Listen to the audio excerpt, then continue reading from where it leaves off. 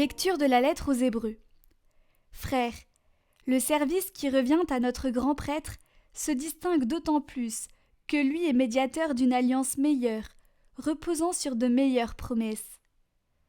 En effet, si la première alliance avait été irréprochable, il n'y aurait pas eu lieu d'en chercher une deuxième.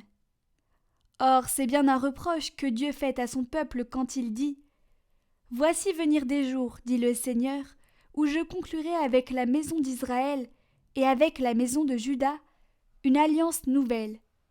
Ce ne sera pas une comme l'alliance que j'ai faite avec leur père, le jour où je les ai pris par la main pour les faire sortir du pays d'Égypte.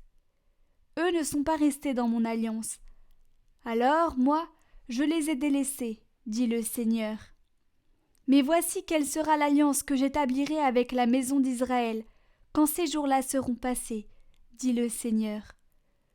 Quand je leur donnerai mes lois, je les inscrirai dans leurs pensées et sur leur cœur. Je serai leur Dieu, et ils seront mon peuple. Ils n'auront plus à instruire chacun son concitoyen ni chacun son frère, en disant « Apprends à connaître le Seigneur ». Car tous me connaîtront, des plus petits jusqu'aux plus grands. Je serai indulgent pour leurs fautes, je ne me rappellerai plus leurs péchés. En parlant d'alliance nouvelle, Dieu a rendu ancienne la première. Or, ce qui devient ancien et qui vieillit est près de disparaître.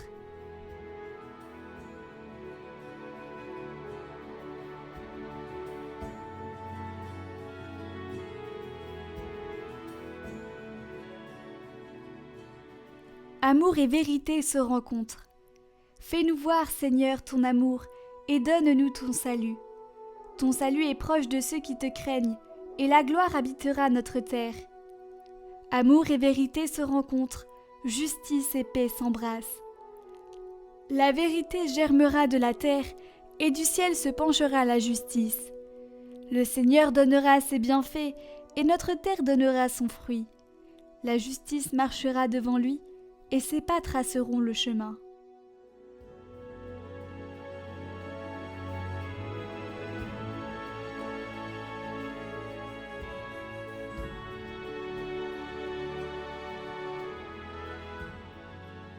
Évangile de Jésus-Christ selon saint Marc. En ce temps-là, Jésus gravit la montagne, et il appela ceux qu'il voulait. Ils vinrent auprès de lui, et il en institua 12 pour qu'ils soient avec lui, et pour les envoyer proclamer la bonne nouvelle, avec le pouvoir d'expulser les démons. Donc, il établit les 12. Pierre, c'est le nom qu'il donna à Simon, Jacques, fils de Zébédée, et Jean, le frère de Jacques. Il leur donna le nom de Boanerges, c'est-à-dire fils du tonnerre. André, Philippe, Barthélemy, Matthieu, Thomas, Jacques, fils d'Alphée, Thaddée, Simon le Zélote et Judas Iscariote, celui-là même qui le livra.